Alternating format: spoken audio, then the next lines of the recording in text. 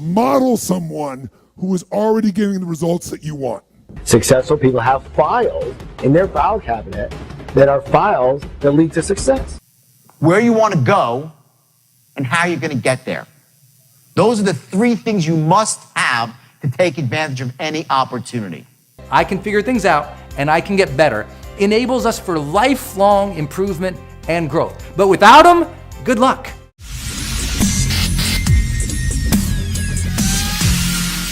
Model someone who is already getting the results that you want. If you want to accelerate the tempo of mastery, find somebody that's already getting the result and figure out how they do it and do the same thing. Success leaves what? Clues. When we come into the world, we come in as an empty vessel. You don't know anything, you've got no information. And here you are, this empty vessel, this empty glass. And all of a sudden, you come into the world, and the second you get into the world, you get filled up with information. From who? Everyone and everything all around you.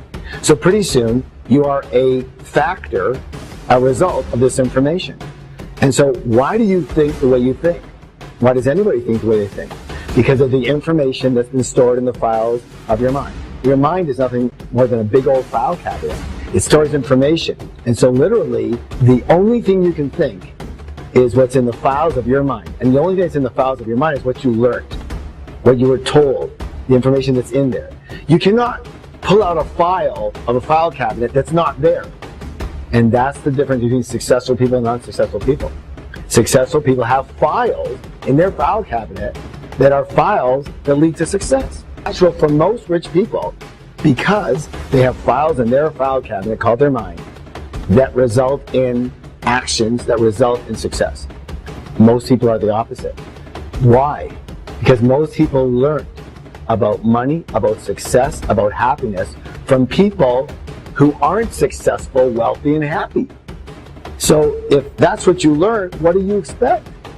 So what do? Well, you need to reprogram, you need to relearn, you need to put some new information in the files of your mind, and then you need to have some new actions from those files, and you will get new results. The only thing that stops you from getting what you want in life is the bullshit story you tell yourself of why you can't have it.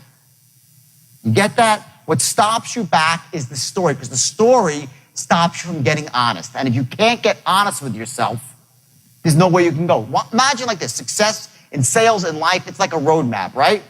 You know where you want to go, and you have this perfect strategy, the straight line to get there. It's a perfect strategy. It's going to get you there every single time.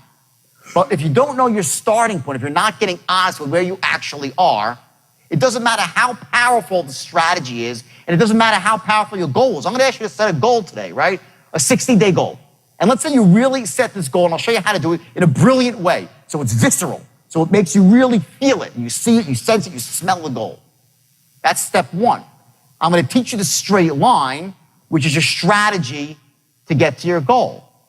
But if you're not honest with where you are right now, your starting point, the map is worthless.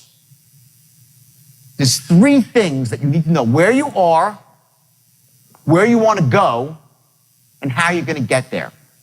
Those are the three things you must have to take advantage of any opportunity. I'm going to give you the strategy. I'm going to ask you to tell me exactly where you want to go for yourself. You got to get honest. Don't blame the boss. Don't blame the leads. Don't blame your job. Don't blame the industry you're in. Just get honest. If you don't like your industry, find another one. How do you develop a growth mindset?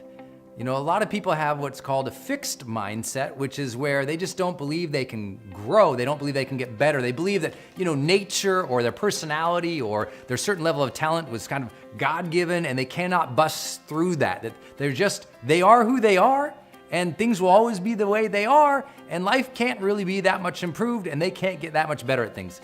A fixed mindset. Now, the growth mindset has been very popularized by Carol Dweck, who wrote a phenomenal book called Mindset, which is a book, if you haven't read, you definitely should have on your shelf. Great book to read. So how do you develop a greater growth mindset? I'm asked that a lot of times. This isn't from her book. I'll let her work speak for itself. My perspective of how to develop a growth mindset begins with the fundamental number one rule in life, and that is believe in your ability to figure things out. I think that is the ultimate belief in life. That, you know what? I believe that I can figure out how things work, and I believe that I can get better. That fundamental structure in our mind that says, I believe in those two things, that I can figure things out and I can get better, enables us for lifelong improvement and growth. But without them, good luck. Because if you take on a task that you don't know how to do, you say, well, I don't know how to do that, so I quit. If you want to be like somebody who you see as a role model, but you don't believe in yourself, you say, oh, I'm not like that, so you quit.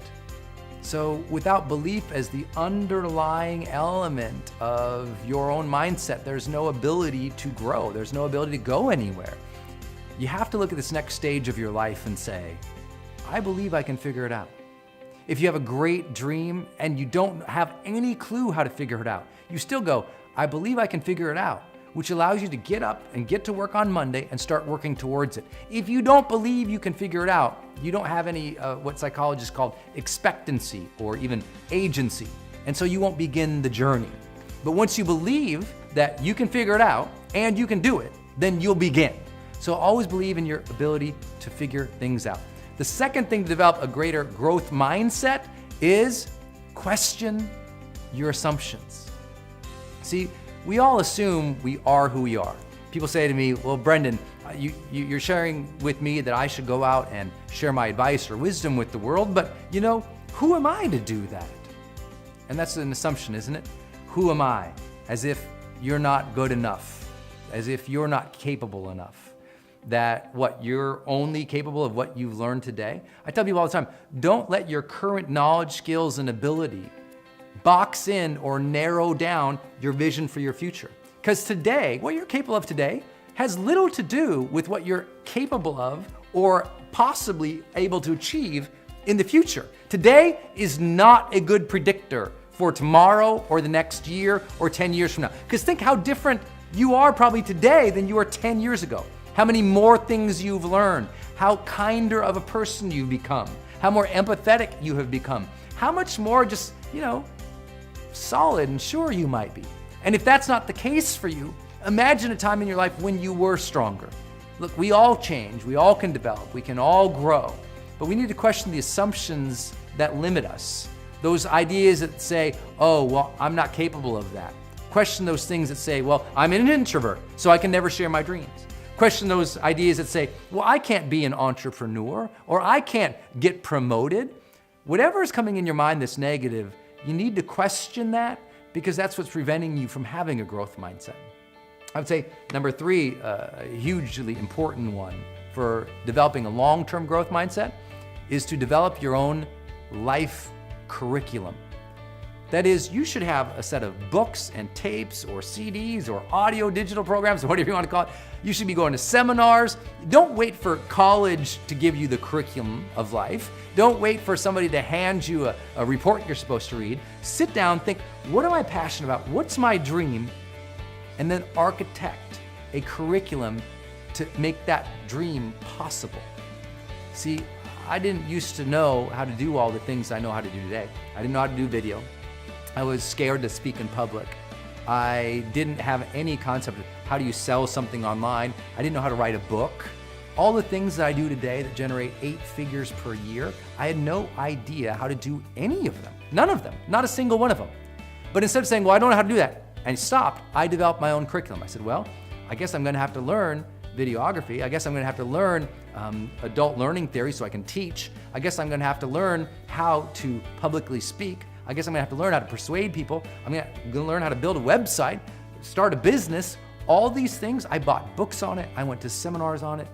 And in pursuing my own passions and dreams with curriculums that I created for myself, my mindset became more open because I realized how much there was to learn. I realized that I could learn it. I realized that I could do it.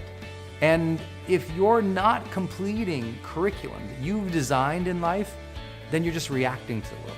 But once you start designing your own curriculum, what you want to learn, where you want to go, as you design that and implement that, you get stronger.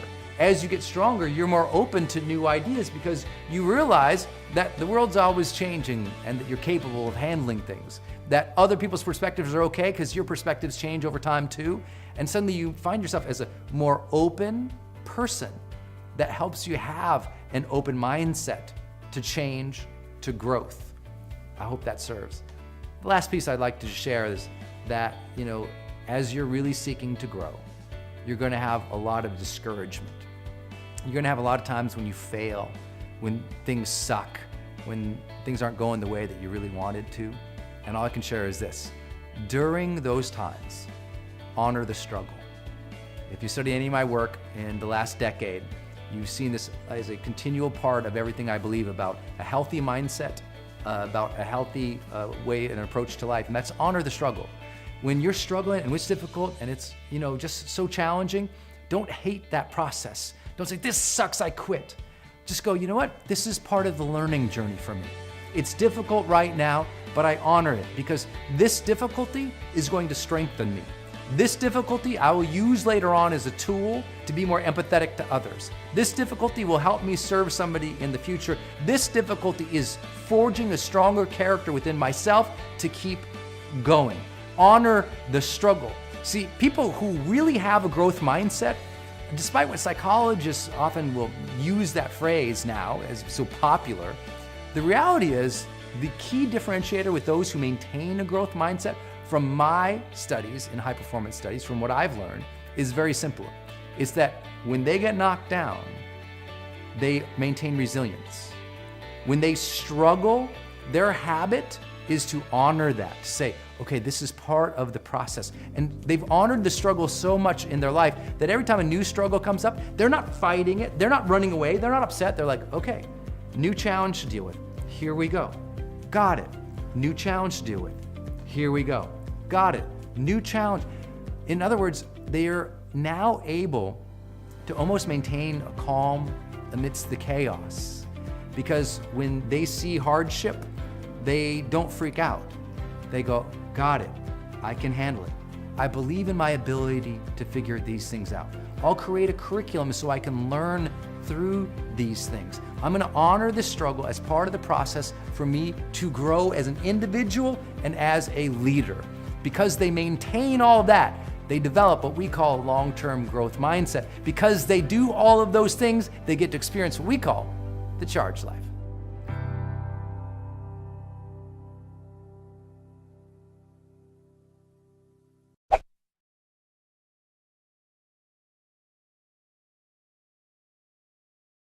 World, you get filled up with information. From who?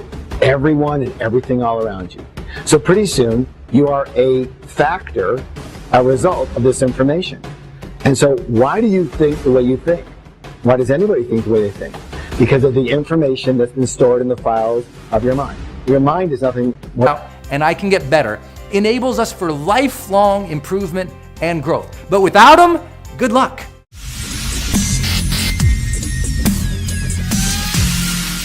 Model someone who is already getting the results that you want. If you want to accelerate the tempo of mastery, find somebody that's already getting the result and figure out how they do it and do the same thing. Success leaves what? Clues. When we come into the world, we come in as an empty vessel. You don't know anything, you've got no information. And here you are, this empty vessel, this empty glass. And all of a sudden, you come into the world, and the second you get into the Model someone who is already getting the results that you want. Successful people have files in their file cabinet that are files that lead to success. Where you want to go and how you're going to get there. Those are the three things you must have to take advantage of any opportunity. I can figure things out. In a big old file cabinet, it stores information. And so literally, the only thing you can think is what's in the files of your mind. And the only thing that's in the files of your mind is what you learned, what you were told, the information that's in there. You cannot pull out a file of a file cabinet that's not there. And that's the difference between successful people